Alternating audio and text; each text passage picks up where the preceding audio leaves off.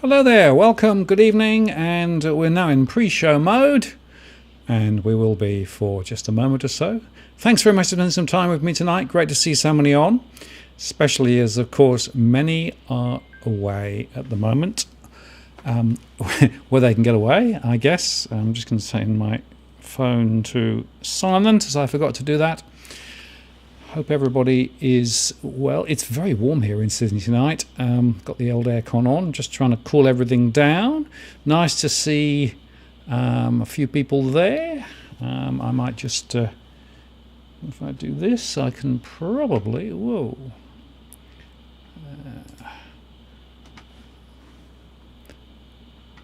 Just a few recognition there.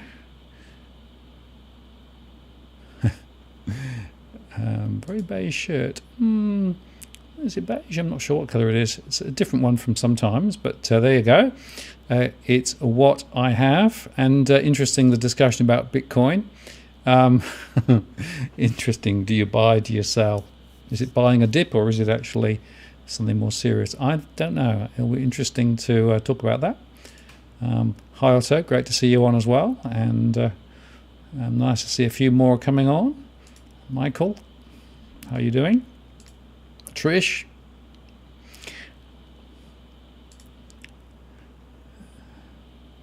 And Greg, thanks for that suggestion. Always interested in suggestions for people to come on the show. So I'm keeping a list of suggestions.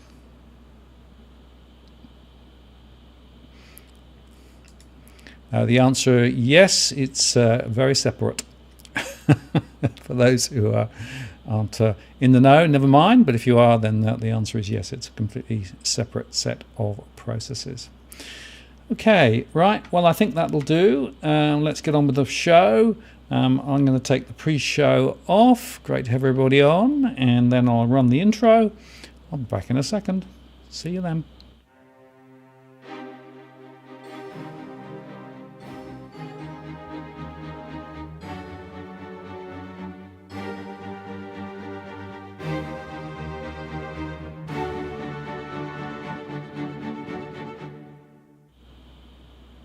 Well, good evening and welcome to this live stream event on the 12th of January 2021.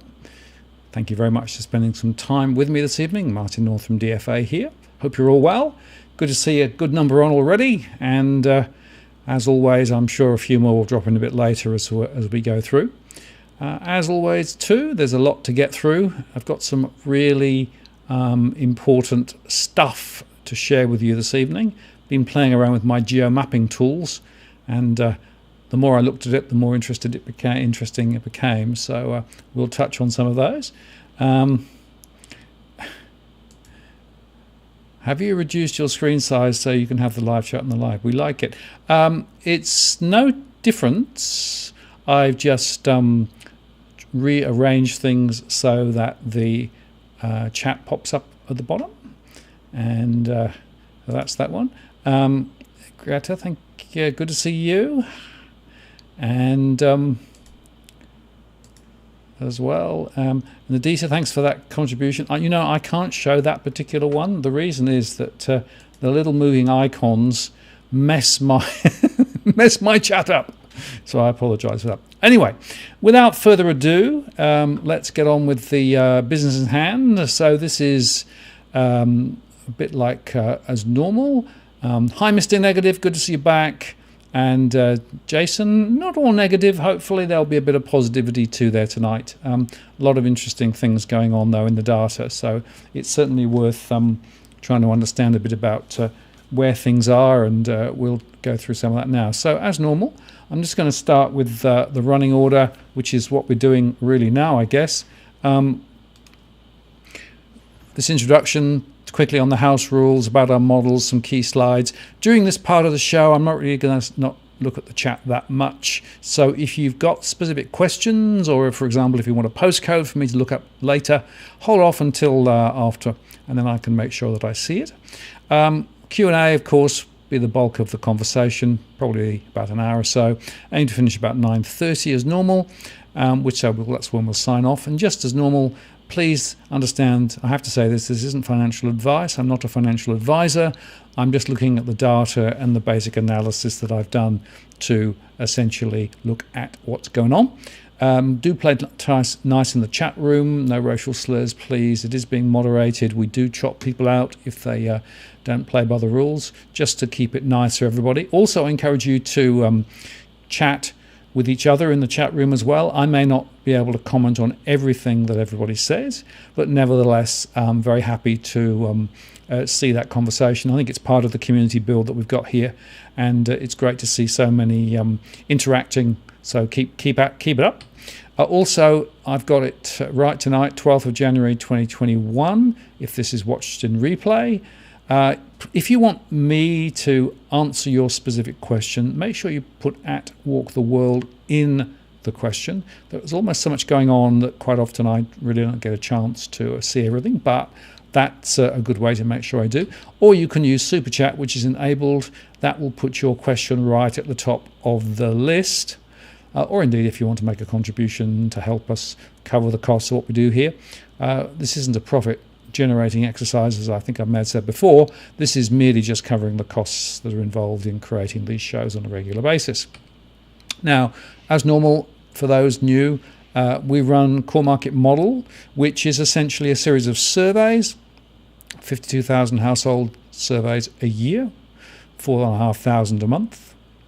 We pull information from multiple sources to be able to put the facts together pull information from Emptor, RBA, wherever, into our core market model, and that then drives everything we do. The information comes in weekly, so it's a very, very fast cycle turnaround, and probably better than most of the publicly available information. We all can also slice and dice all sorts of different ways, Rubik cube wise, and that's quite important because there's lots of different things going on amongst different property segments, different geographies, different household segments, and that means that we can get granular, as we often do.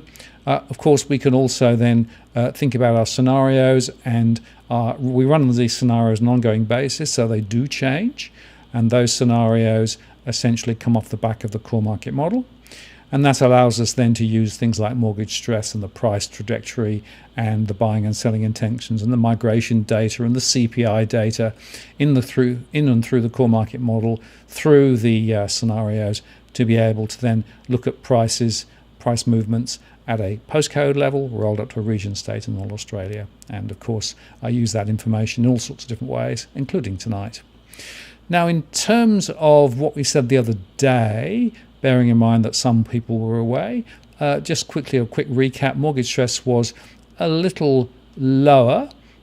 It was 41.1% of households compared with 41.6%, so a little bit better, but still very high compared with where we were previously. And also, it's worth noting that the RBA reported that household debt to income ratios were actually down a little at 179.9, but nevertheless, I have to tell you that that doesn't tell the full story, because of course only 1/3 of households have mortgages, so the true number for those with mortgages is roughly 3 times that. And the other thing is, we covered last time our stress scenarios. I had a couple of people ask beforehand about our scenarios and how we handle the virus, and just to say that we've got various scenarios there, from the sort of best case vaccinations work and it all ties up quite quickly, through to a longer term crunch when the virus continues, through to multi-wave disruptions or indeed uncontrolled pandemics. And each of those have different consequences in terms of mortgage stress, home prices, the range of what I call unnatural acts the central bank might do, and also a relative probability. And interestingly, for the first time, the best case, which is assuming the vaccines work, is now on par with the longer term crunch scenario, which is when the borders remain shut for a lot longer and we continue to see more virus appearing from time to time, not necessarily like the UK or the US, but sufficient to be able to force bits of the economy to close. So you can see there that there's quite a difference of outcome in terms of house price movements. And just to be clear, there is a scenario which says that house prices will rise over the next 2 to 3 years. Not dramatically, but somewhere between 10% perhaps, which is a little bit below what I think the core modelling from the Reserve Bank would say, 10 to 15% over 3 years. But nevertheless, there is a path to higher home prices, but it's not necessarily the only path. And it really does come back to what happens with the virus, of course. And I think that the virus is going to be the primary driver to economic outcomes ahead.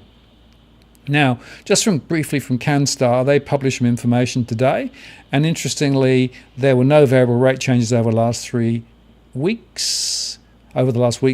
Only one lender made fixed rate changes with a rate cut of almost nothing, and increased the fixed rates slightly. Lender increased some of its fixed rate investment rates slightly as well. But the average variable interest rate for owner-occupied paying principal interest is 3.31%. The lowest rate with a 60% LVR is 1.77% or 1.99% at 80% LVR. And I'll underscore again, the apathy tax means many people are paying a lot more than they potentially need to because they're not shopping around. So if you have a mortgage and you haven't shopped around recently, it is worth doing it. There are some significantly cheaper deals out there. The average variable interest rate for investors is about 3.67%. The lowest rate, 1.89 or 1.99%. And on savings and deposits, no savings rates changes over the last week. 2 providers cut term deposit rates by 0.05 to 0.15%. 1 provider increased slightly. The average rate on a regular saving account is, wait for it, 0.44%. The maximum rate, 1.75%. which is a special 4-month introductory period. Again, it's worth shopping around, but of course, rates on savings accounts are really, really low now. And the average rate on a bonus saving account, 0.74%, maximum rate 1.35%. So again, shop around. Now, CoreLogic reported that the listings were down. So on their combined capitals model, 65,817 total listings, down 17.8%. And the observation there is, of course, that they always go down at this time of year, but is this different this time? Now, Cookie Boy sent me over some information. This is based on Domain. Back in July, there were 243,537 homes listed available. Today, it's dropped back to 199,150. So, significant proportion down. So, thanks, Cookie Boy, for that. And I'd also make the point that the difference between the CoreLogic numbers and the Domain numbers is quite interesting in terms of how you define what a listing is. CoreLogic also said that the mortgage index dropped in terms of the volumes that are actually there as well. Now, again, you'd sort of expect that to an extent, given the Christmas and New Year holidays. But, it's just another indication that things are very quiet at the moment. The question is, how much will they bounce back? The ABS reported that retail was strongest in November and superficially up 7%, looked quite good. But then if you actually dig into it, what you discover is that the reason was Victoria went up 22.4% because of the unluck, you see. It's actually, on average, about 2.2 to 2.3% the rest of the states. So nothing stellar at all. And remember, that was November, so we'll see what Christmas came up with next time, bearing in mind, of course, that there were a number of lockdowns subsequent. And it's interesting that Roy Morgan reported today that the renewed lockdowns are hurting. They said that the confidence year normally is pretty good during the holidays, but they're concluding that the lockdowns and border closures have impacted sentiment to some extent. I agree. My data is saying something similar, particularly over the last couple of weeks. Sentiment is off again. I'm going to talk about the data for December in this analysis. And a lot of the data in December was a bit stronger because that was before a lot of the lockdowns came through. But this is a really important slide, which I tripped over. The Buffett indicator. Now, this is the relationship between global market cap and global GDP. And basically, it is now up to 121, or it was when the chart was created a day or two ago. And interestingly, that was where it was just before the global financial crisis collapse. So the question is that an indication of trouble ahead? Well, who knows? The markets are certainly a little volatile at the moment. And I saw there's a bit of chat about Bitcoin earlier on. We'll probably come back to that through the conversation later. Now, in terms of financial confidence, this is based from my data. It did improve in December. It went up to 88.34. So that's up about 3.5 to 4 points. It's still below the 100 median level. So the overall confidence level is still below neutral, but it's definitely improving.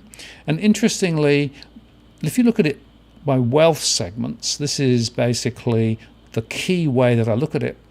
What's interesting is that the free affluent segment, so those are the people without mortgages, who often own property, but definitely have significant holdings in the markets, they've actually moved up to neutral. So they are very, very strong, much more positive now. The household groups that are renting has come up a little. That's partly because rents in some areas are still down and there's more available property in some places. And even those mortgaged are also seeing a little bit of an improvement, but still below the neutral setting. So that's the overall distribution between the three segments. But there is a very strong bifurcation between those with assets and no mortgages and those who are mortgaged or indeed in renting. And I've spoken a little bit, I think, already, and you may have seen it in one of my earlier conversations about what I call the K-shaped recovery. So the idea there is we've got a proportion of the population doing really, really well, and are sitting there thinking, I don't know what the problem is, I'm saving, I've been given money by the government, I'm being given tax breaks, mortgage rates are really, really low if I've still got a mortgage, and I've got all of this performance in the stock market. I've got another group who are actually in a completely different sense. They're the ones with mortgage up the hilt, with high levels of debt, with incomes being very much compressed, with considerable issues with their household finances, so they're actually not feeling it. Many of them are now in part-time work or less work than they had previously. And the net result is we've got this bifurcation going on between those two parts of the economy. I think that's going to be something which we've got to keep an eye on, because ahead I think it will be quite disruptive. Now, by property segment, that's the overall average. The owner-occupier active people are getting quite close to positive now. That's with really low rates and with the prospect potentially of prices perhaps higher than they thought previously. Even the property investors are a little higher, and the property in active, those renting, are a little higher. So everyone's seeing a little bit of improvement there, but not a vast amount. Now, all states also improved. You can see there New South Wales, Victoria, Queensland. My dog is making a lot of noise. I may have to take him out in a second, which could be interesting. And WA too. It's interesting. Somebody mentioned the other day, how do you keep the dogs quiet? Well, I do normally, but actually may be a problem tonight. So if that is the case, I'll have to rush away and just cart him outside for a second. But we'll see. In terms of age bands, in fact, yep, hold on. I'm just going to go and shift the dog outside. Won't be a second.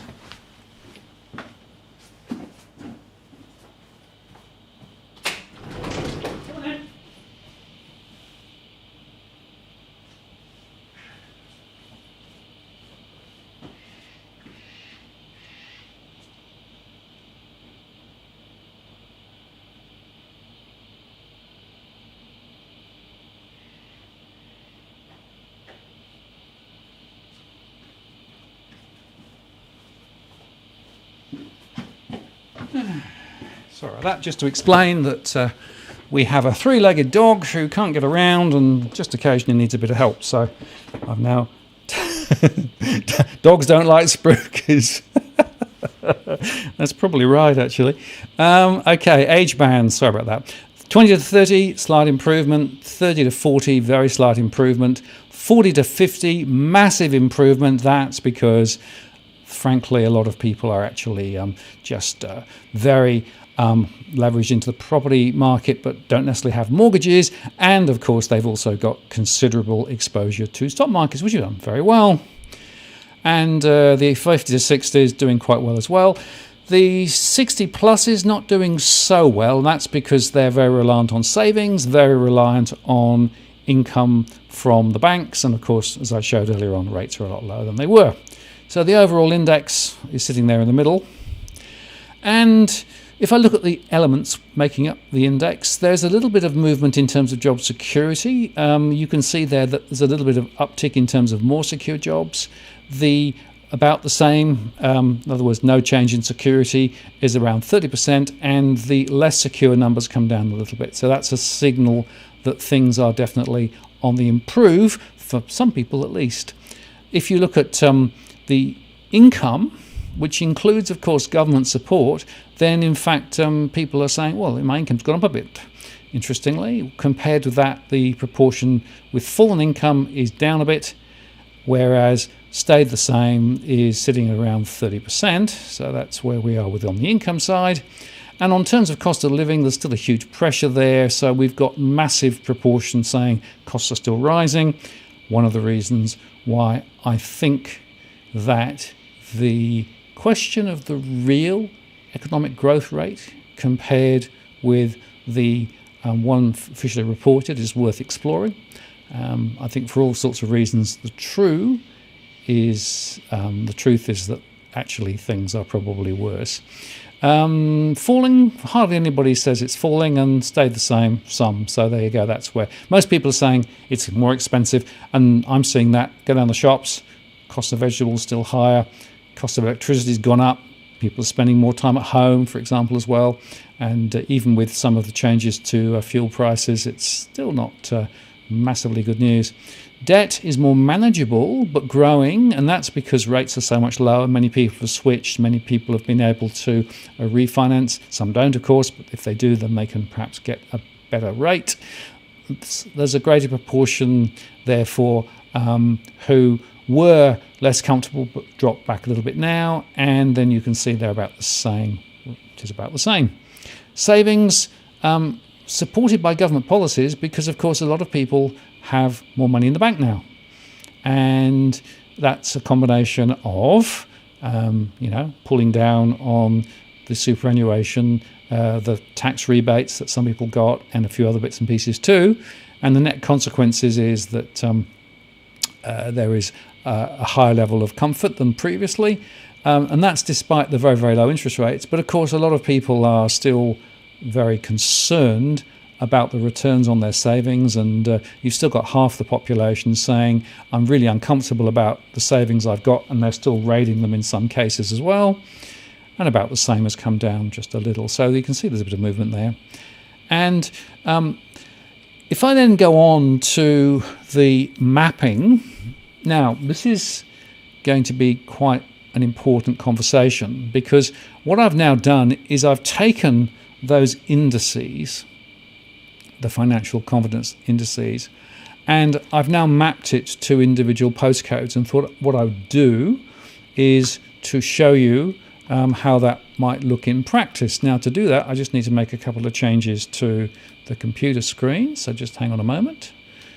I go there and I go back to there. Okay, so this is an example of the mapping. It's actually Sydney, and the way to read it is that the yellow is higher levels of confidence, and it fades down to almost very light colours with lower levels of confidence. And the beauty of this particular chart is you can sort of step out and see the distribution a bit further out, as I can do that, roll it out there. And it's quite fascinating just watching the changes. So you can see there that basically in the eastern parts, things are actually a little better. But go out towards Parramatta, not so good. Go out south and, down there below the Canterbury Bankstown area, and you can see a few issues. Menai. This is a very important observation. So what is happening is that confidence is not uniformly spread across all of the locations. And that's, I think, an important observation. Now, I'm just going to leave that up for 1 second, because I need to now go and retrieve my dog from the garden. Hang on a second.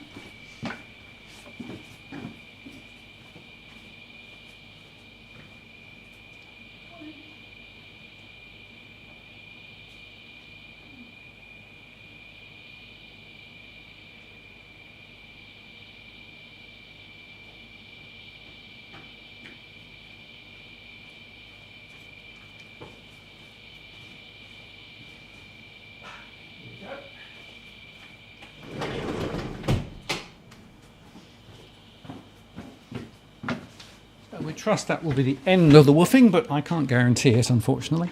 Okay, so that's the New South Wales one. Now, what we can do is we can have another look at other areas. Let's go to 4,000 and look at Brisbane.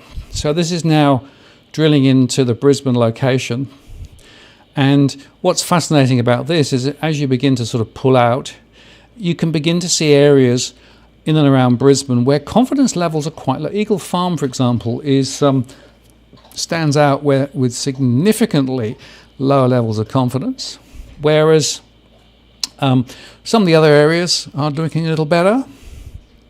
If you come out further, you can begin to see the patterns emerging. Now, what's interesting here is those of you who are familiar with my mortgage stress data will understand that there is a certain correlation between those areas with high stress and with lower levels of confidence. So that's quite interesting. And if we decide to sort of wander down the coast a little bit and look at the Gold Coast and Moreton Bay and places like that, again, you can see some quite interesting variations. Some of the areas down toward Logan, Ipswich registers, of course, as you would perhaps expect. That's a high-stressed area as well.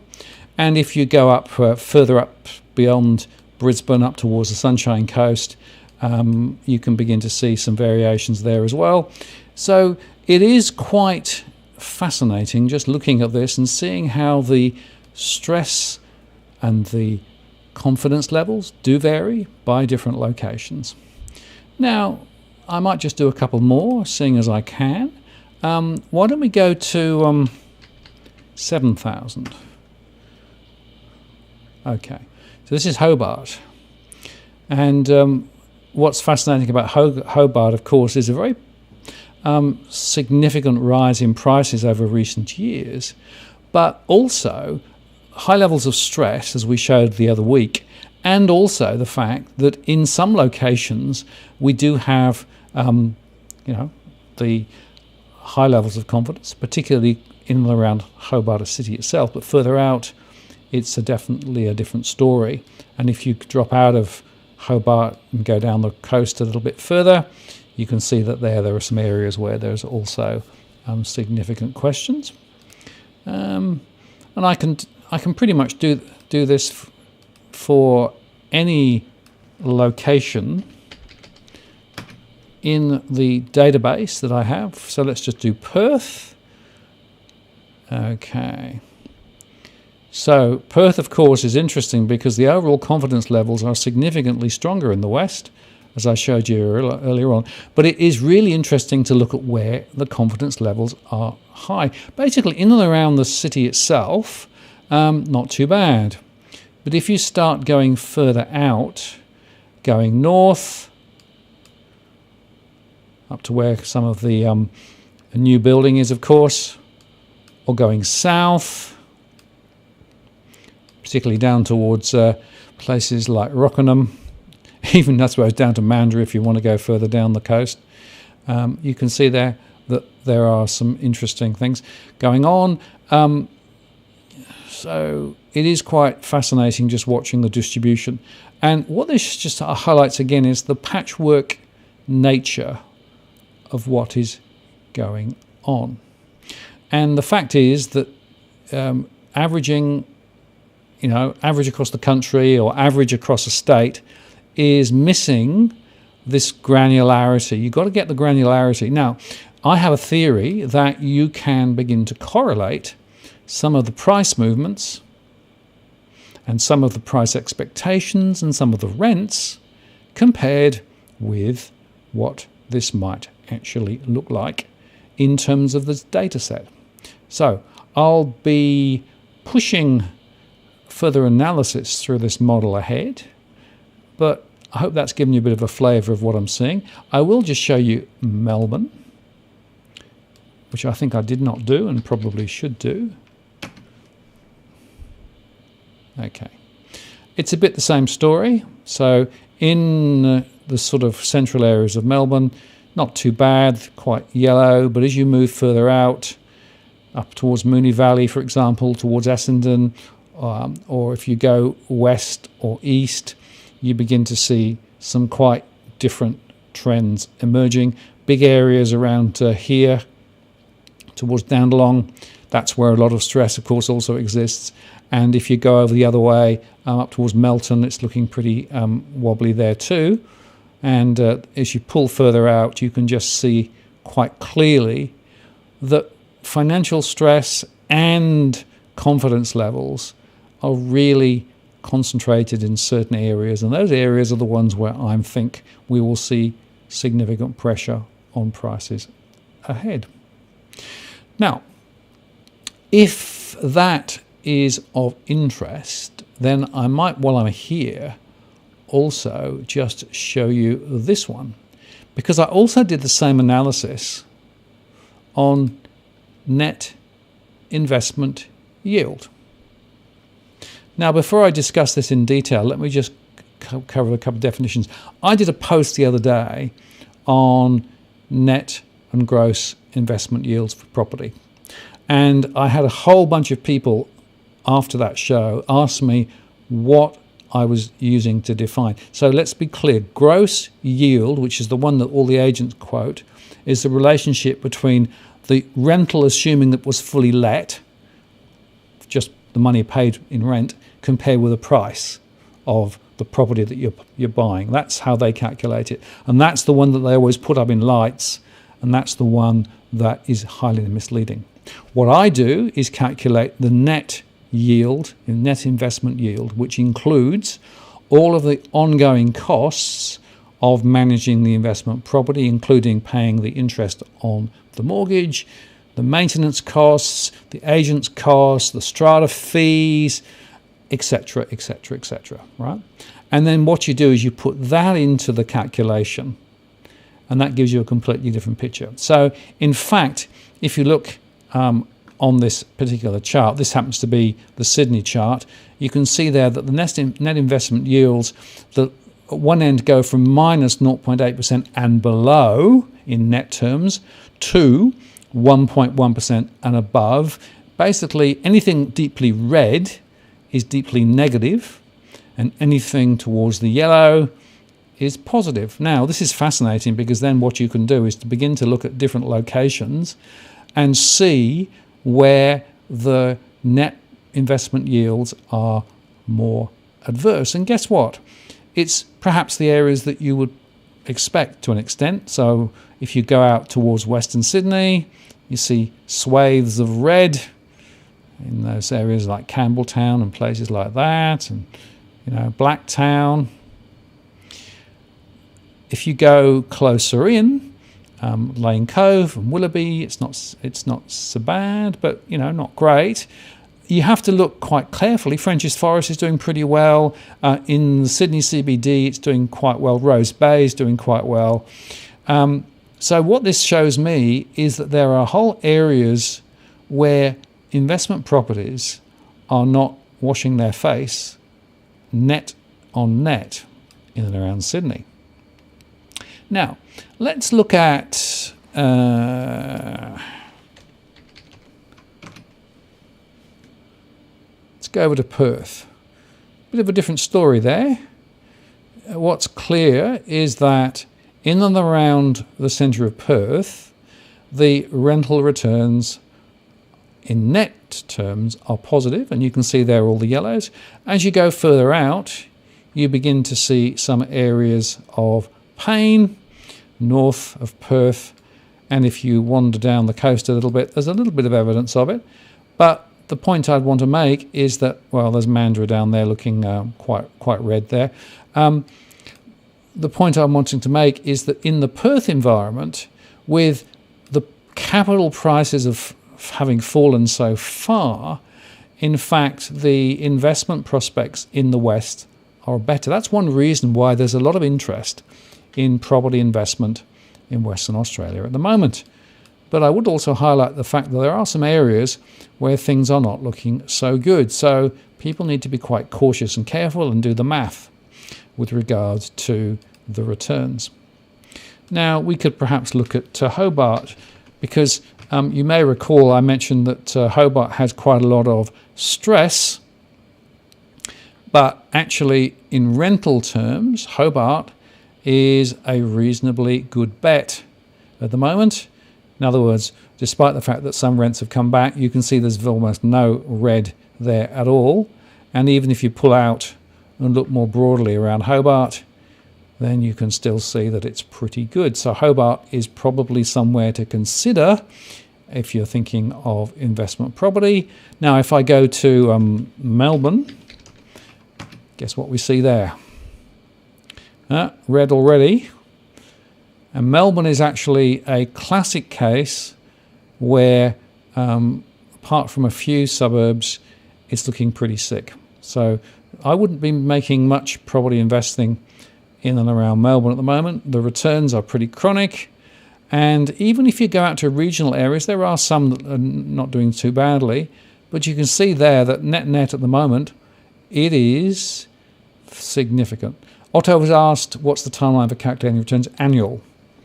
I'm doing the annualized the last 12 months because I'm not sure that you can take account of just a spot, and that also includes whether the property was vacant for any time as well, because if the property was vacant, then obviously that would take the rental stream down. Now if I go to Brisbane,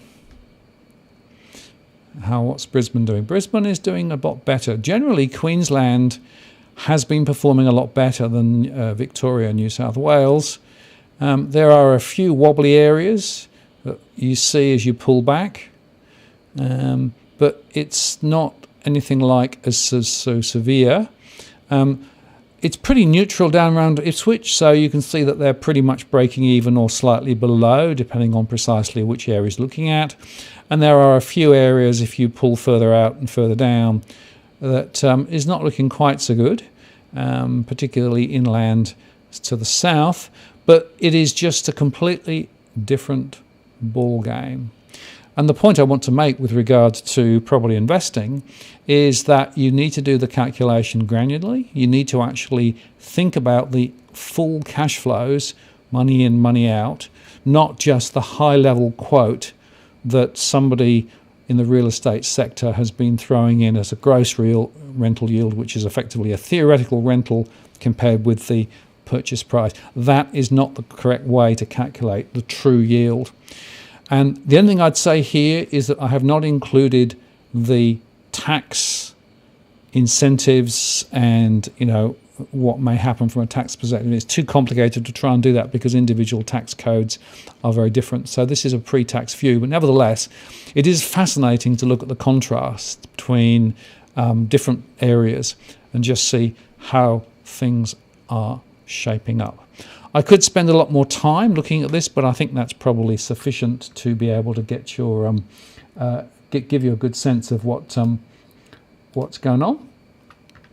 And so I'm just going back to my slide. So that's just the coding there. The net investment yield mapping I've just shown you. That's the key. And if you want more information on that, the show I did was called Property Investing by Numbers. Did that a couple of days ago. Very interesting conversation, very granular. I got so many people who misquote what they think their returns are. Say, oh, no, my return really good. No. Your return is not good when you do all the calculations. I don't believe that there are that many rental investments that are actually performing that well across the country.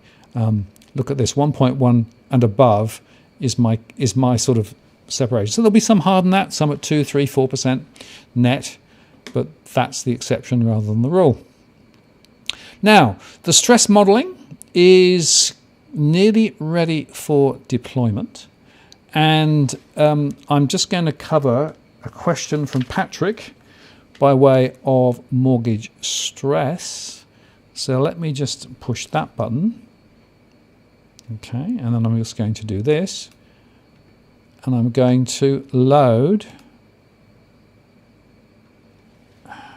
Let's go there. There we go. Okay, so this is now the mortgage and basically the postcode analytics. Patrick wanted 2251. This was before the show started, and I promised I would do it, Patrick. So here you are. This is for you. All right. So in 2251, which includes Avoca Beach and a few others there, up in just outside Gosford. Number of households, 14,600. Those borrowing, 6,000. Those renting, 5,200. 3,900 properties for renting. There are around 4,800 property owners, and around half are in financial stress. So the top level metric is 50%. That is quite high level. Now, when you come down into the granularity, 38% of households with a mortgage are in mortgage stress. Generally, anything below 40 is okay, not great. Anything above 40, I worry about. There are 65% of those in rental stress. That's 3,400. And there are 45% of property investors who are actually stressed, including 668 who are in severe stress. So this is very important to understand, this is a cash flow basis. So basically, in severe stress means, that's true of mortgage stress or investor stress. What it means is that people are underwater, considerably underwater, and that means they're going to have to do something. And then here are the price scenario projections. As I said in my scenarios, I run 3 main scenarios. The first is a best case, assuming the virus gets conquered with the vaccines quite quickly. The second one is a longer term where it keeps popping around. And the third is a more significant downturn because the virus still rages. And the truth of the matter is that here, in the best case, you might see prices rise over the next 2 or 3 years. Not dramatically, just a little, 1.6 cumulative. Units, perhaps a little better, because my expectation is that in this scenario, more investors will look to units, and there is a less supply of units in some of these areas. On the other hand, if you follow my central case, then there's still room for prices to fall 6 or 7% over the next 3 years. It does really come back to what's going to happen with regard to health. Now that's that one. Daniel has asked about 3220. 3220, let me put that one in. Give you another one. Okay, so this is Geelong, Newstown. 7,800 households, 2,400 borrowing, 3,700 renting, 2,800 properties for rent, and 2,200 rental property owners. 56% in financial stress, so that's a bit higher.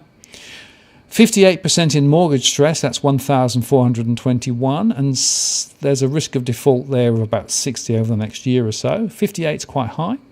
58% also in rental stress, that's a coincidence that those numbers are the same. And 34% of property investors, including 27 who are severely stressed. So there's a bit of downward pressure.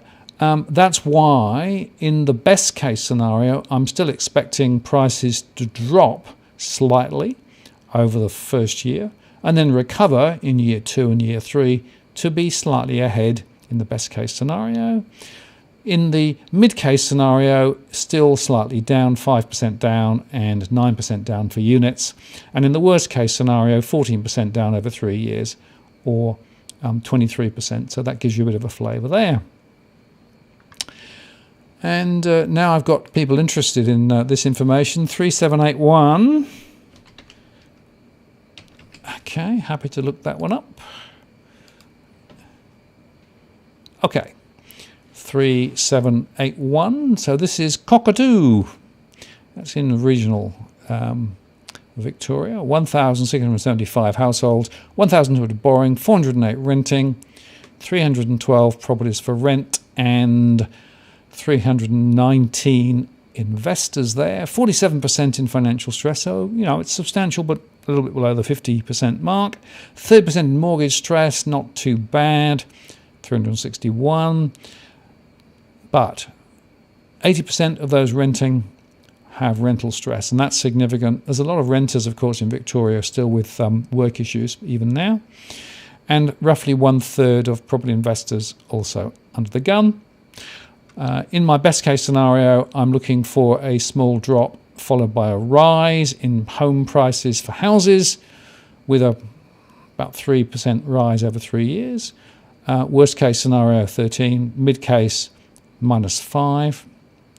And if you look at units, a bit the same, a bit of a wobble down, up 5 again.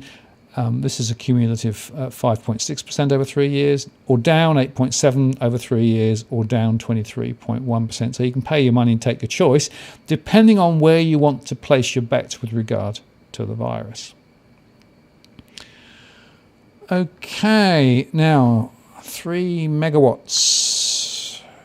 Let me just try and do this. I want to get my thing going. Okay, if I do that, there we go.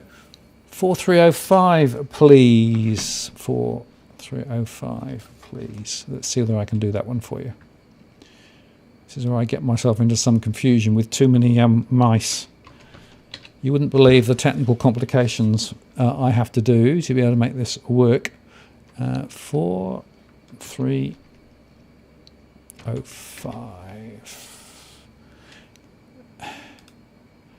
There we go, 4305. I'm just going to take the chat off so that it doesn't get in the way. Right. So this is 4305. Quite a long list of places. Basin Pocket, Ipswich, etc. West Ipswich. 25,000 households, 9,000 borrowing, 12,000 renting.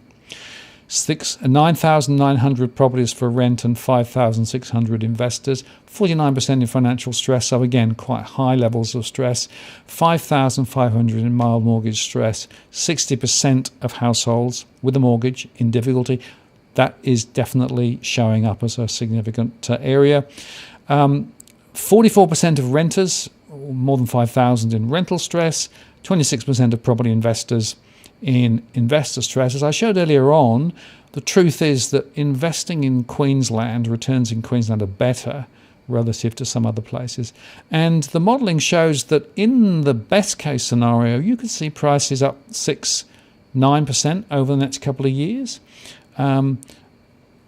Units slightly higher too, and that's partly because the expectation would be if the virus gets put away and the borders open, there's going to be more demand across the board, particularly for units where there is perhaps a lower supply. The base case is pretty much no change to prices over the next 3 years, as you can see there. The worst case is a fall of 8.6% for houses or 14.9% over 3 years. So there you go, that's that particular one. George, what are you saying? Let's do it for Vincent. Okay, can do that. 2114.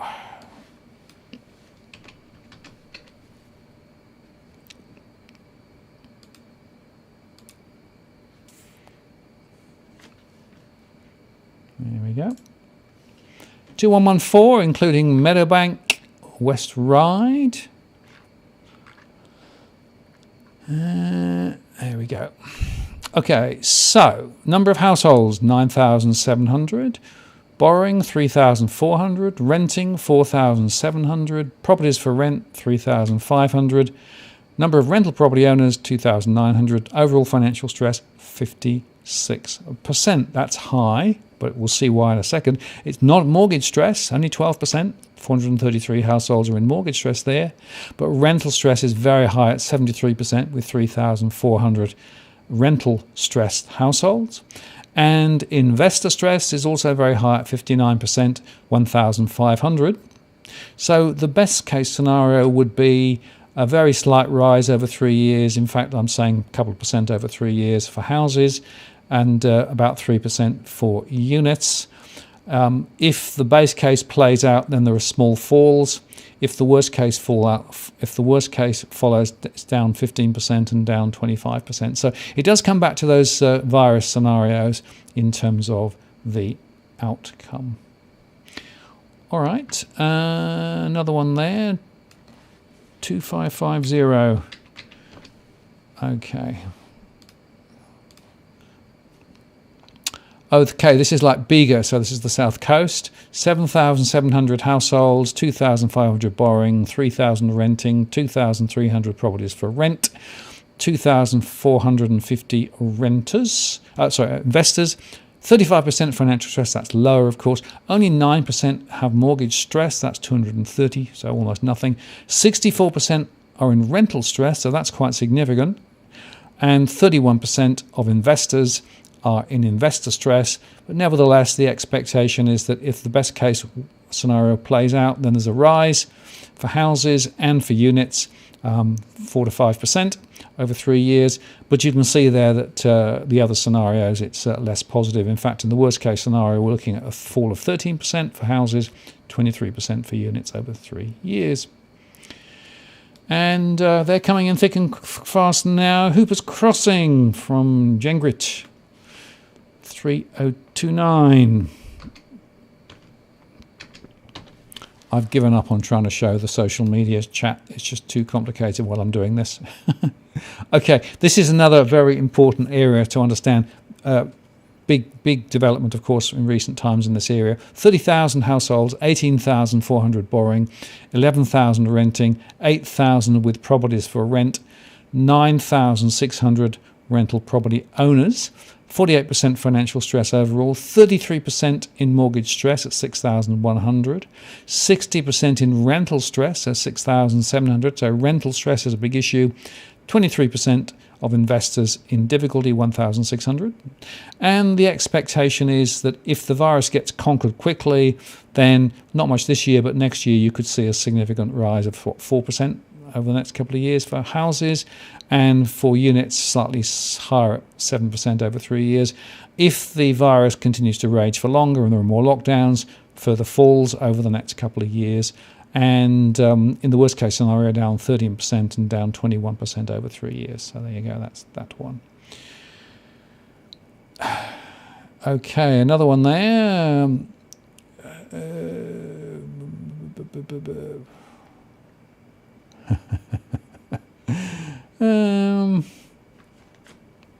Let me just go back up the chat a bit, because I think I missed a few. Okay.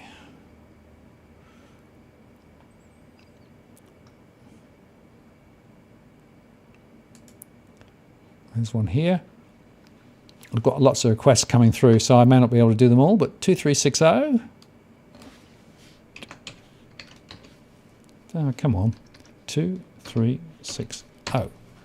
Yeah, my typing is the problem. I've got a keyboard with a sticky, I think with a sticky key that doesn't always type, which is a bit frustrating. Okay, this is 2360, which includes Russell, Mount Russell, I should say, Little Plain, 6,300 households, 2,000 borrowing, 2,800 renting, 2,100 renting, properties for rent, 1,613 property investors, 46% in financial stress, 54% in mortgage stress at 1,100, 52% in rental stress at 1,400, and 21% of investors in investor stress at 307.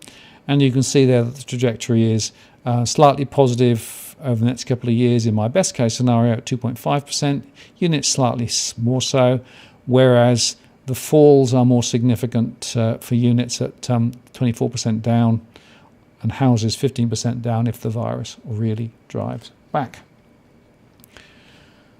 Okay. Now let me just have a look and see. There's an interesting conversation there, I think, about... I'll do some more in a moment. I just need to have a breather on that. Yeah, there is an interesting question, of course, about the virus and the mix of the virus, and will it be kept out and how will it be kept out? Also, cross-stitch and yes, I agree. It's 10 years, amazing, from the Ipswich floods. I don't know whether you saw, but there was an interesting program the other day talking about the fact that many people were now buying properties in those low-lying areas. It's as though they've forgotten what had happened previously. So it amazes me how quiet people go about the floods later, and don't want to talk about it. So it's pretty significant, I think. I also think that we should probably expect more storms and things ahead. We'll see. Right, let's have a look. Try rural Victoria. 3341. Can try that.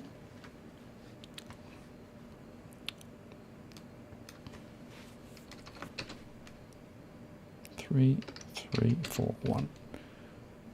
Okay. 3341. There you go. Let me just get rid of the chat so that you can see it. Okay. 640. Very small population. 66% in financial stress. A lot of mortgage stress there in the area, interestingly. It pretty much registered at everybody. No rental stress, no investor stress to speak of.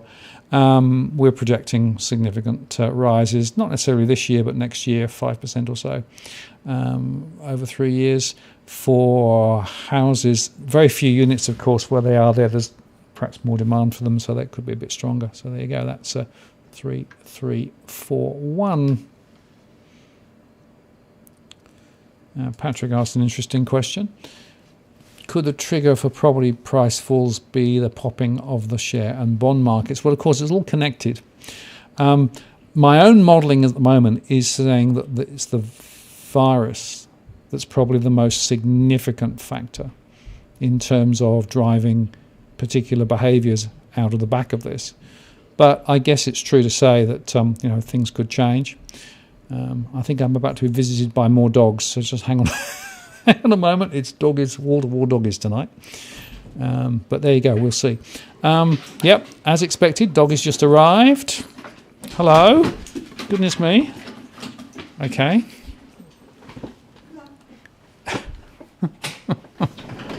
Yep, more doggies being taken out for another walk. Sorry about that. It's doggies everywhere tonight. Okay, so I'm not sure which is going to lead. I personally think the issues to do with health is the most significant. I'm not sure they want to. We're having some interesting doggy conversations at the moment. My wife thinks the dogs want to go out for another evening. Go on, off you go. And the dogs want to come and sit with me and play with the computer. Hello, come on then, off you go. It's crazy. It's crazy. Sorry about this. Okay, so that's what I'm thinking there. I'm not sure. And what are the bond markets and the share markets going to do? Are they going to go up? Are they going to go down? I'm not sure. All right, let's see what else I've got.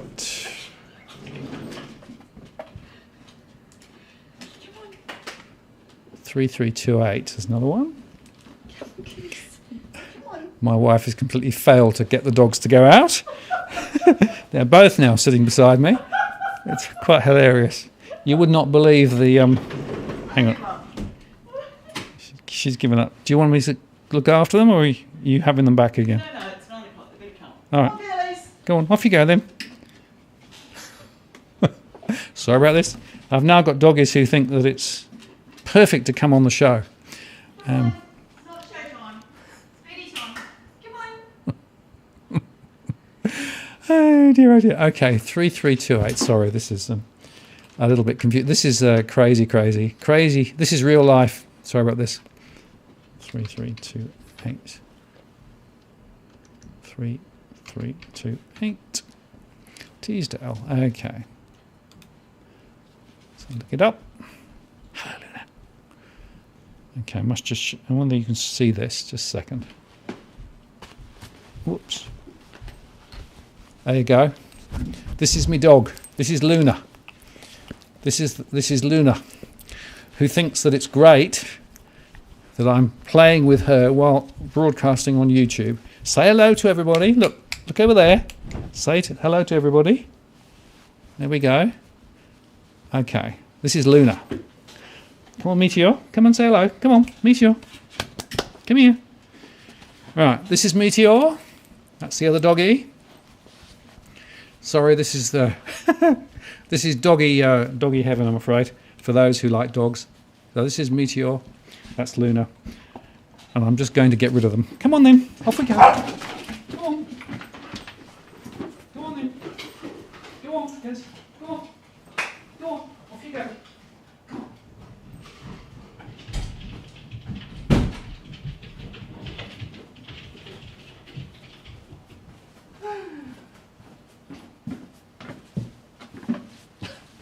Sorry about that. Real life intrudes. Okay, I was looking at Teasdale, wasn't I? Okay, here we go. And actually, it's quite funny because Cross Stitch Ange was actually talking about the dogs the other day. So there you go. You got a full exposure to the dogs on you while I was doing your post. So how about that? Okay, Teasdale, 613 households, 467 borrowing, 93 renting, and 71 properties for rent, and 33% in financial stress. Mortgage stress, 33% of households, 156, and a bit of property investor stress, not a lot. So that's 33%. That's quite low. So relative to many of the others that I've shown you, it's pretty pretty low, I would say, in that particular postcode. Okay, now what else have I got?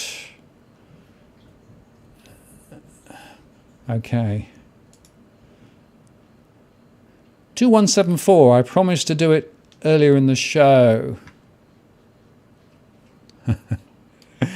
Okay, so 2174.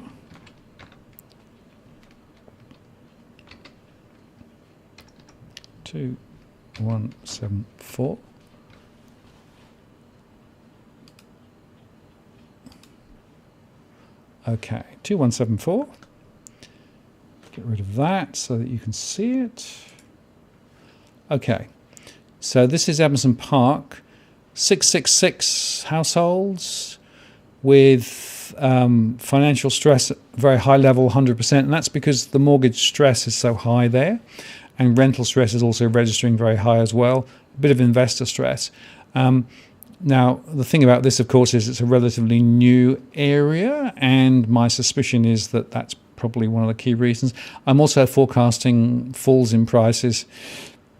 Even in my most aggressive scenario this year for both units and houses, and then breaking even in the best case, worst case, considerable falls. This is one that's been on my stress list for a long time. And of course, the population growth is quite significant there ahead as well. So here we go. Hope that gives you a bit of information, and apologies if I didn't get to it before. Now, you also asked, do compare it with 2565 Bardinia.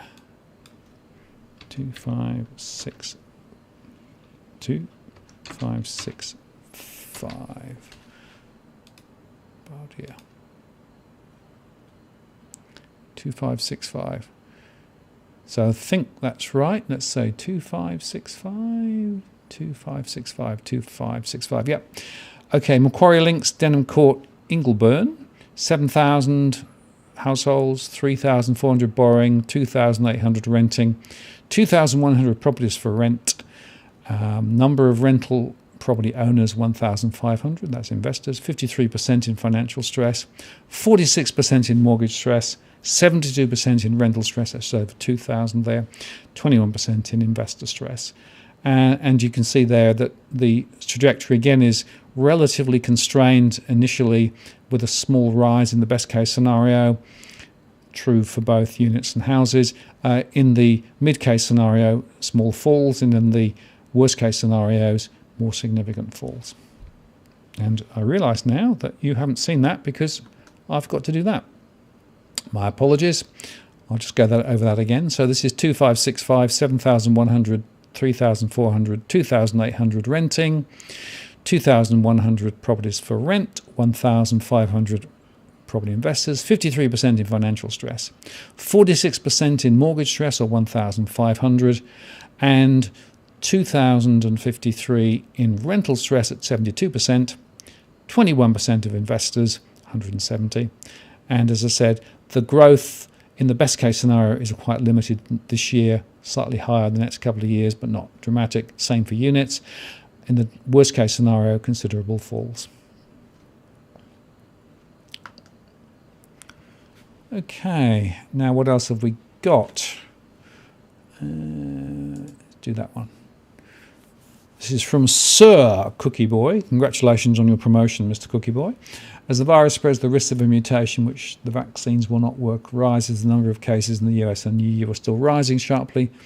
Predict 400,000 dead by 20th of January. There's certainly significant issues around the world. I mean, we are very fortunate here, and I don't think there's a better place to be than probably Australia at the moment.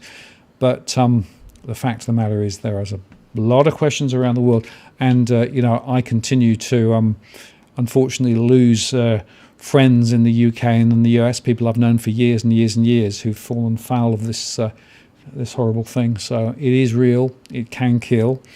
We are very fortunate here that it actually has not reared its head that much. But that's one of the reasons why my scenarios continue to take a little bit of a range and say, look, I'm just not convinced necessarily that the vaccine programs and everything else that we're doing is necessarily going to be as effective as people would hope. Hope I'm wrong. I hope that it's all going to disappear. But even if it disappears in Australia, you've got to ask this question: what about the rest of the world? Because clearly we're not going to be able to open up our borders simply and easily until the US and the UK and other places around the world are also nailing it. That could be a long, long time. So even if we are able to ring fence it locally, and of course New Zealand has pretty much announced that other than at the borders, they are pretty open and free. WA, of course, is probably the most open state in Australia, and I showed you the high levels of confidence. So there are things that can be done, but you've got to draw a line around it. I think this is something which is going to go on for a lot longer than many people think. Oh, Joe. Yes, bored with postcodes. Well, there you go. I have to say that I could probably do a whole show just on postcodes, but I'm not sure necessarily I'm going to do that.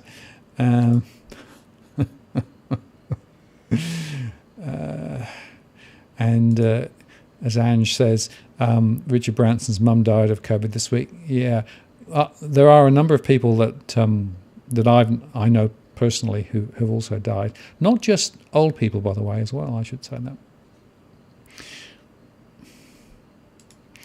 One Bird 07, hi there, and thank you very much for encouraging people to like. Yeah, please do like the show. It is one of the ways that you can help to propagate this. The truth is that liking is very easy to do, and yet so few people do it. So I would appreciate it if you could like the show, please.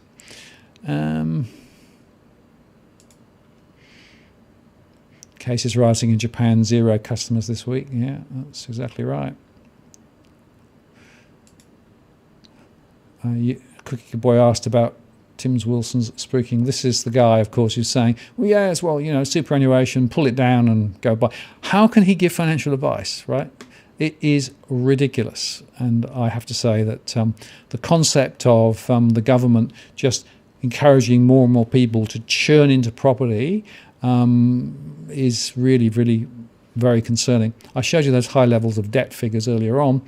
The problem we've got is that we've got some people who are doing okay, as I said, the K-shaped positive side. We've got others who are not.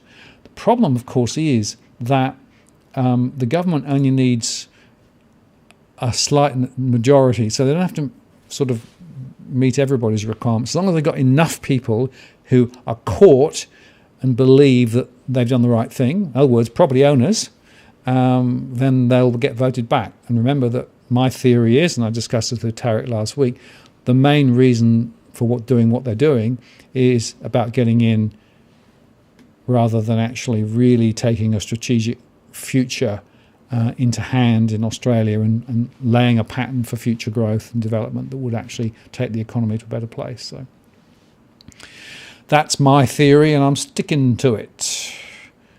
Julia said he should be prosecuted for what he's done. Yeah, I think that's right.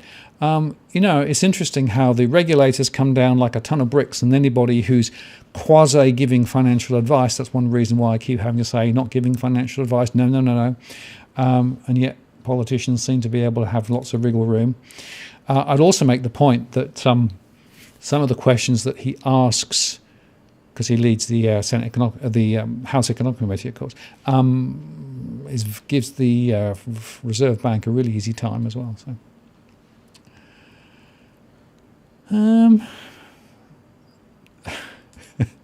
Jamie says, I'm still at the intersection of the K. Help! Yeah, that's right. Well, you can see this thing moving in two directions, right? What I'm concerned about is that I'm trying to work out who stands up for the people in the lower leg of the K.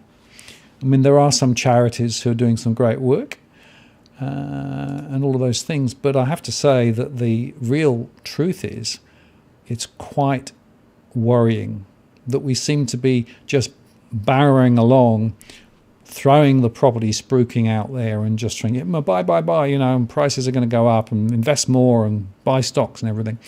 But it's not answering the fundamental issues relating to that other cohort, which I think, unfortunately, will lead us to a position more and more like what's happening in the US. The US has been at this longer, right? So that's one of the reasons why, with regard to all the things that happened over the last couple of weeks, that was not new. This has been, the foundations for that had been laid years and years and years ago, and I worry that we're laying the similar foundations. No, I haven't. Luna and Meteor are the two new dogs. And just to explain, Luna was actually the name that was given to the dog by the previous owners that came off a farm near Canberra. Interesting, Luna is the most popular name for dogs in Canberra. Did you know that? Meteor was the name we gave to the other dog because she was actually called Meatball, and we decided we couldn't possibly cope with a dog called Meatball, so we sort of found something similar. So Meteor is what we've done. So there you go. That's the story of Meteor and Luna. Okay, what else have we got? What factor in your modelling makes the outlook positive, even for the best case, with rental and mortgage moratorium ending, business delinquencies and more stocks to come for sale? Good question. The truth is that low interest rates are actually driving down the actual costs and increasing the affordability of property. So that's the first point. Secondly, all the incentive schemes, all the government incentive schemes, the Western Australian $50,000 is absolutely driving more people into property. And the issue there, of course, is that there is a strong expectation that the government will continue to spruik property and will continue to support the construction sector. So there will be more and more property. We've got an oversupply of property at the moment, and there are many people being cajoled to buy property. So that's the second point. The third one is the bank's lending capacity is being increased because they're getting very, very cheap funds from the Reserve Bank, and their lending standards are being loosened. Of course, from March, they will not have to worry about responsible lending anymore, so that will actually be another force which will drive more lending. And if there's more lending, that's going to create more momentum in the market. And the final point is, I still think that in the most positive scenario, with the borders opening, and that's what I've assumed in my most positive scenario, we'll see international migration start again. And if migration internationally comes in, we will get lots more people wanting to buy property. There's an oversupply at the moment relative to demand. That will change potentially. And we will get international investors coming back in, not in the immediate short term, but over the next little while. So those are some of the factors in the modelling that's taking it. And what's interesting is I survey households in terms of their buying intentions, right? And their selling intentions. I've still got more property investors signalling they're going to sell rather than buy. I've got more first-time buyers and owner-occupied purchasers signaling that they're interested in trading up or buying for the first time than previously. So there is still strong demand there because they are believing the spruik. And, at the end of the day, the spruik is there. For many people, it's not a spruik. For many people, it's truth and reality. And that's one of the reasons. So that's why. And you've got to counterpoint all of that with all the negativity, the mortgage stress and the other things. And the thing about mortgage stress is it doesn't lead necessarily to an immediate cessation of the ability to pay a mortgage. It's a long-term grind. And people are getting more and more comfortable paying an ever larger proportion of their salary and income to support their mortgage. So if you look at the data, as I do, there are a lot of people with 50 to 55% of their income now going on their mortgage repayments. Now, if I go back 10 years, 33% probably was where you would sit, maybe even lower than that. So people are more comfortable now with bigger mortgages and just putting more of their incomes into supporting their property purchasing. And so it's a bit like the analogy of the frog in the frying pan, right? So you basically turn up the heat slowly and the frog boils to death. Well, that's where we are now. So people have been taught to spend more and more and more on property, and that's the other factor that's in my modelling. So there's a propensity model in there as well. So there you go, some of the things that have driven it. As Joe says, if I was on 3 times income, I'd be on 500k in Sydney. I'm up in Brisbane. Yeah, well, you know, the fact is, I remember when I used to write mortgages years and years ago, right, it would be 3 times the first income and half the second income, right? And that would be the amount that could be borrowed. Well, we've still got many people now taking 5 or 6 times income. Some banks are still doing 6, 7, 8, some non-banks as well. And with very low interest rates, all the banks, and of course APRA lowered the hurdle. APRA has basically given the banks a free pass to lend more, because everybody knows that if the music stops, then not only will the properties crash potentially, but also banks could crash as well. So this is, as I've said several times, this is about bank keeper much more than anything else. Okay, now let's have a look. So Angie says, isn't the K-shape the net standard at any given moment in history and time? There are winners and losers. Yeah, but I would argue that it's more extreme than previously. And I would argue that all of the programs and all the initiatives are actually specifically focused in on the upper leg of the K. I think if you go back 20 or 30 years in Australia, it was more egalitarian. And when I first came to Australia, you know, a long time ago now, I was amazed at how the overall cohesion of society was developing and people were actually supported. So I think we've got this much more extreme than we used to have. And so I would argue that it doesn't have to be that way. Call me old-fashioned, but that's what I fundamentally believe. Otto says, any positivity is based on more lemmings being drawn into the state-sanctioned property pyramid scheme. Yeah, it is. It's a Ponzi scheme. And the Ponzi scheme needs more people sucked into the bottom to support the whole pyramid, to stop it falling over. It's a Ponzi scheme. And this is a good one. WA 50k was spurred on urban renewal. Building is going nuts. Construction spends leaks into the rest of the economy, making the economy expand from its very low base. I agree with that to an extent, but look at the price of existing property in and around those areas where all of those new properties are being built. Firstly. Secondly, look at the price of land home packages when that was announced. It went up by 50k. So it's lifted the price before you start. And so my argument is, yeah, it's moving a bit of money around the economy and it's helping at the margins, but it's structurally the wrong strategy. I don't believe those incentives actually make any sense at all. Vincent says, try to apply for credit. Credit checks are very thorough. Credit is tight. So where is the money coming from? Depends. There is still substantial availability of credit for some, not everybody, I agree. And the banks are still tighter than they were. Some of the non-banks are doing more subprime lending than previously. So that's one factor that's now in the mix that wasn't there previously. And remember that banks are fighting over each other for the good loans. And that's what I'm also seeing, that there are some people who are getting really, really amazingly cheap mortgages because they've got a lower loan-to-value ratio and therefore perceived to be lower risk. Some of the others less so.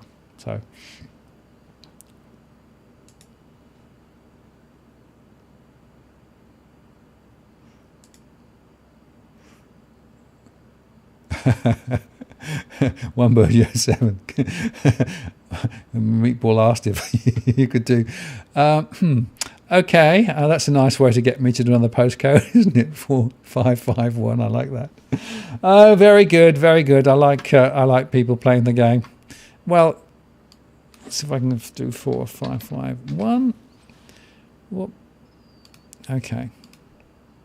Okay, so Queensland postcode 4551. Push that button so that you can see it. Get rid of that so that you can see the thing. Okay, 26,600 households, 8,400 borrowing, 12,000 renting, 9,200 properties for rent, 8,100 investors, 43% in financial stress overall, 39% in mortgage stress at 3,000, 3% in default potentially over the next 12 months, 45% in rental stress, 5,400, and 35% in investors are actually in difficulty, including 191 in severe stress, and going back to mortgage stress, 293 in severe. And you'll see there that the projection are that in the best case scenario, you could see prices rise 10% over the next couple of years, 8.7% over 3 years. Units even more so for the reasons I described earlier, but the base case is nothing like that. And the worst case is a fall. So there you go, that's that one. Let's go back to there.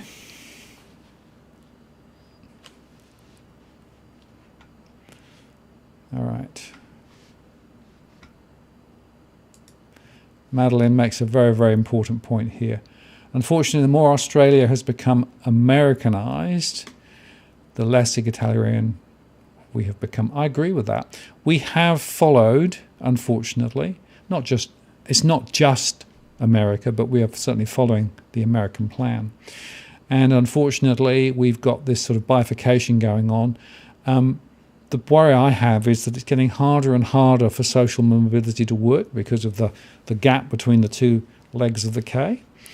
And it also means that ultimately, if we're not open to some change of strategy, that we're going to follow the US in terms of this massive division between the haves and the have-nots and the very wealthy and everybody else. It's the cornerstone of neoliberalism at the end of the day. There is a different path, but we are sleepwalking into this future, and unfortunately, I'm afraid both sides of politics seem to support it, which is not a good move in my view. Okay. Yes, do the calculation, IMA. Yeah, I agree. You can borrow a huge amount. It amazes me just how much is feasible. 5, 6, 7 times gross income of both household participants, if you've got 2 people, can take you into a very significant area. It's very, very worrying. And Liz has made the point, 2-tier society with little or no movement across the wealth gap. That's exactly what I said just now. Spot on. That's the problem. You end up with effectively 2 different worlds. You end up with an affluent world and you end up with the rest. And I'll just give you an example from the UK, because in southeastern England around London, hugely affluent, not completely, but a lot of affluence there. If you go north, completely different world. And the polarization between those two is dramatic. And what's fascinating is that the political classes in the UK have done nothing to try and tackle this, despite the fact that it's pretty critical. Now, let's see, what was this one? Jeff, thank you for that. Appreciate the contribution. 4305. Let me do that one for you. Where are we? What are we doing on time? 9:24. Okay. 4305. What I love about doing this is I discover new places that I didn't know existed. So I didn't know there was a place called Tivoli. Okay, so this is Basin Pocket, Ipswich. I think I did this earlier on, didn't I? 25,541 households, 9,000 borrowing, 12,000 renting, 6,000 properties for rent, 5,600 investors, 49% in financial stress, 60% in mortgage stress at 5,517, and 44% in rental stress, 26% investor stress, and you can see there the profiles. The truth is that if the scenario is the most positive, then there's significant growth for units and houses, less so for some of the others. So I hope that helps, and thank you again for the contribution that you made there. Appreciate it. All right.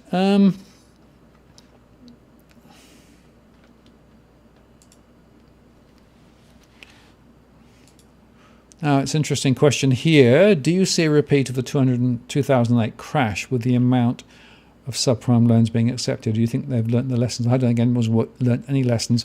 The thing that's stopping this from falling over is all the liquidity that's being thrown in by central banks around the world, right? Massive amounts of liquidity. I did a post on this the other day. What they're doing is just pushing the can down the road and throwing more and more liquidity, creating a more and more unstable financial system. The volatility that we've seen amongst stocks, including Bitcoin, is all part of the same conundrum, that it is basically to do with central banks and what they're doing. So there is really no free market anymore. It's all controlled by the central banks. And I think the chances are that we will have a crash, but it will be of a different flavour to the ones in 2008. I don't think it's going to happen, immediately, but it will happen. I wouldn't be surprised to see a stock market crash starting, and that then spilling over into other things. So that's how I'm reading it likely to happen. I've been watching the bond market. Long-term bonds, 10-year bonds have gone up quite a bit, and that's partly because they're now expecting more cash injections from the Biden administration into the US. Those changes to bond rates could have a significant then fallout more broadly. So watch the financial markets. I'll be making more commentary on the financial markets in the weeks ahead, because I think it's pretty critical. But I don't think it's going to be a repeat of 2008. I think it will be maybe a rhyme 2008. Thank you very much. I appreciate that contribution. Thank you. Okay, running out of time really. 3460 says Chris. 3460.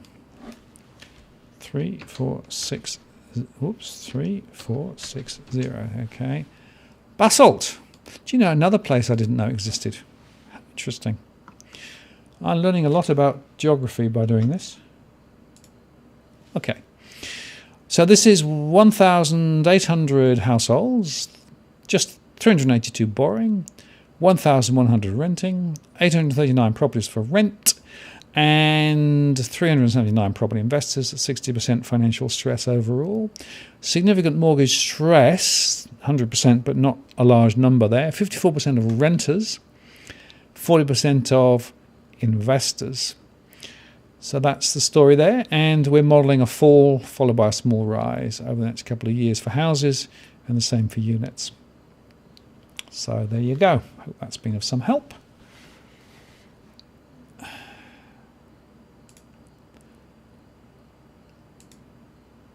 Thank you very much, Cross Stitch Ange. This is to buy a couple of doggy bones and treats for Luna and Meteor. Great seeing the behind the scenes tonight. Thank you very much. Yeah, it wasn't planned. But anyway, I'm glad that you enjoyed seeing them and seeing the dogs. They are great. We are trying to train them at the moment. They came off a farm, 2 years old. They had no training at all. So I've been trying to sort of get them to sort of sit and to walk beside me, and they're so energetic. But it's great fun as well. So I appreciate that. Thank you very much for that. And we'll get some bones.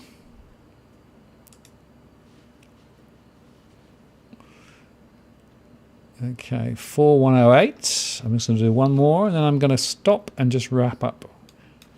So if I've missed yours, I do apologise. 4108. Archerfield. Get rid of that. Okay, 2,300 households, 724 borrowing, 1,300 renting, 998 properties for rent, 270 investors, 31% in financial stress, mortgage stress 36%, 263, rental stress 31% at 402, and investors 23% stressed 62, and you can see there the trajectory. In the best case, significant growth, 10% over 3 years for houses, 16% for units over 3 years. Base case, much lower, small rises or falls in the worst case scenario. All right, so let me just see where we are with the chat. Okay, good.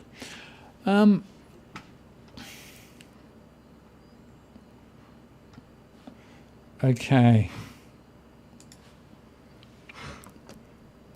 Gone a bit transparent. There you go. I half pushed the button. Glad to help. So let me just come back to the presentation. We'll just finish off the presentation. Where's that gone? Where's my cursor gone? I've lost my mouse cursor. There you go. It's there somewhere. Okay. So let me just back up. Trying to do too much here. Okay.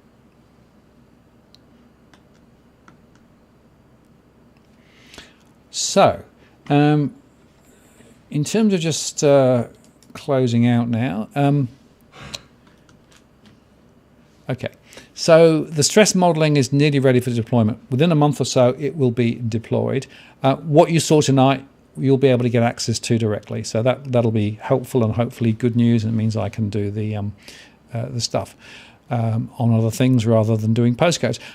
If you want to get this data, the data that you saw tonight, you can do that. There's a special offer on our Patreon channel, $50 a month sign up. Gets you all of the stress data and all of the postcode movement data that I showed you. It's going to be there for the whole of January, probably February too. But and then those who sign up at the $50 level will also get prime access to the full model when it's launched. So that's the way if you want to get access to the data. And here's just to show you that you can put in the postcode and you can literally get those trajectories that I showed earlier on in the model. So that's available via our Patreon channel. Or if you want a particular postcode, you can always send me an email, go back to the DFA blog, use the contact form there, or use the little app at the bottom. Ask me for a postcode. I'm happy to send you individual postcode data. Just give me a few days because I get lots of requests and can't necessarily handle them all straight away. Now, if you're interested in some of the other stuff that we do, go to walktheworld.com.au, including our wealth management solutions with Nucleus Wealth and other things like that. We try to sort of build out our capabilities, and that's one of them. If you want more information about what we do, go to the DFA blog. There's the URL. You can sign up there to get alerts to everything we do.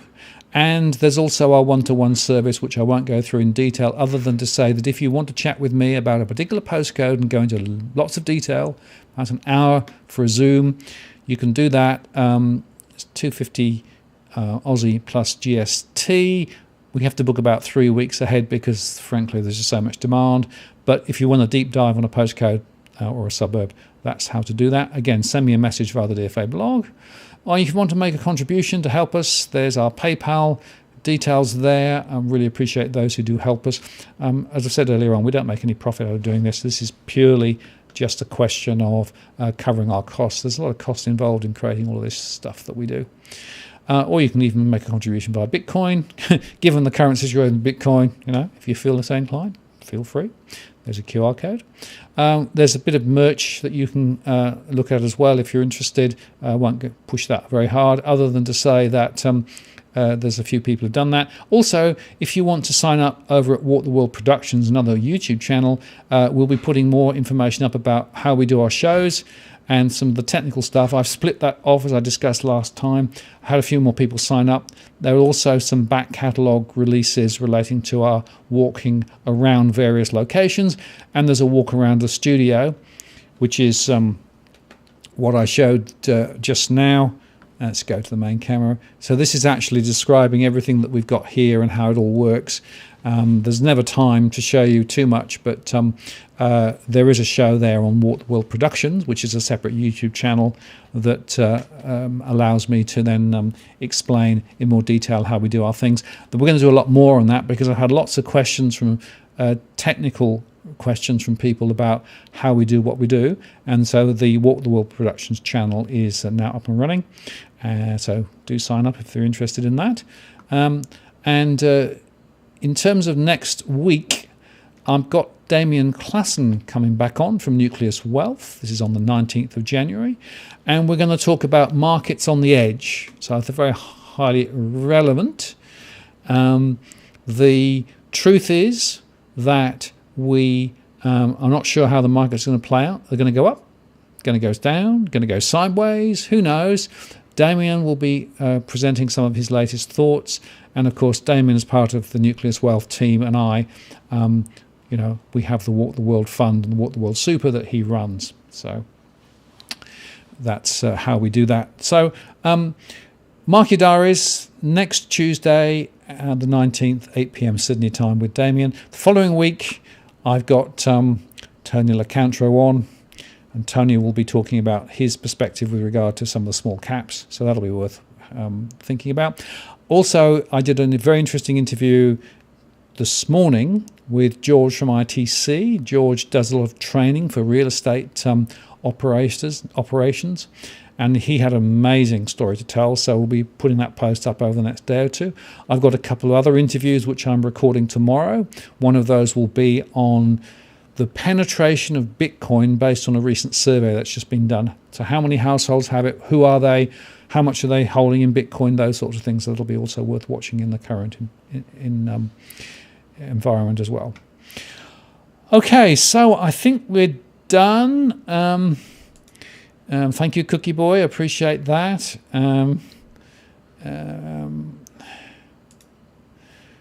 Nice show tonight. Thank you very much. Cross stitch, yeah, very good.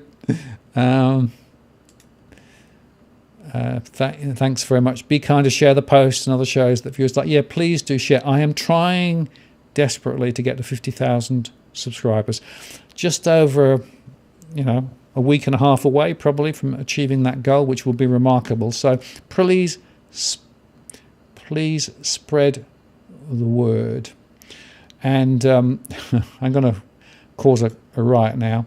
Thank you for the When's the Red Alert Part 2 expected? Yeah, I created a storm by releasing that show with John Adams over on The Interest of the People. A lot of people thought I was complete nuts. Didn't necessarily support the thesis, but I thought it was important to share it. Not quite sure, week or so probably before the other part. So that's what we're going to do there. Yeah.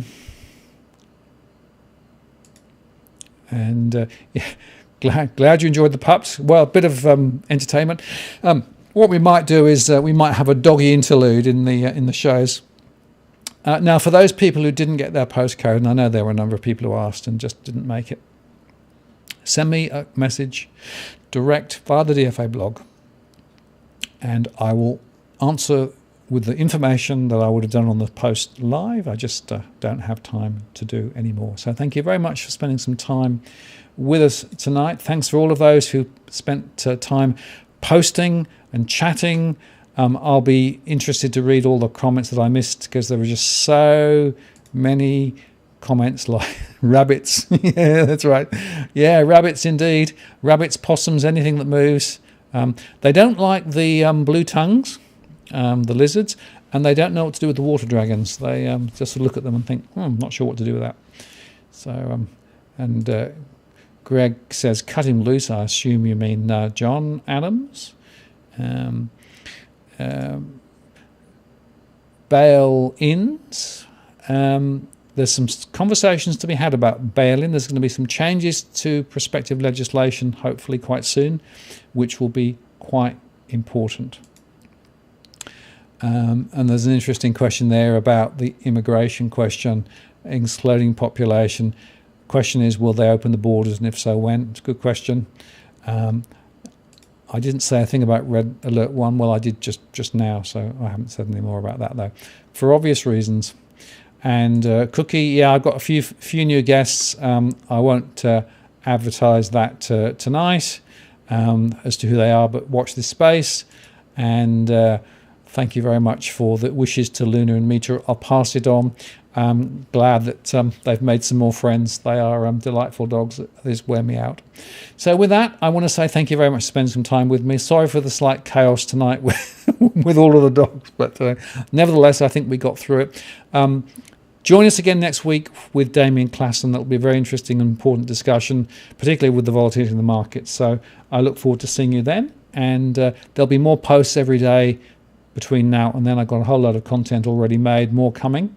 And I look forward to seeing you then. Thank you very much for spending some time with me this evening. Take care, keep well, and we'll see you next week. This is Martin North from Digital Finance Analytics, signing off. See you next time.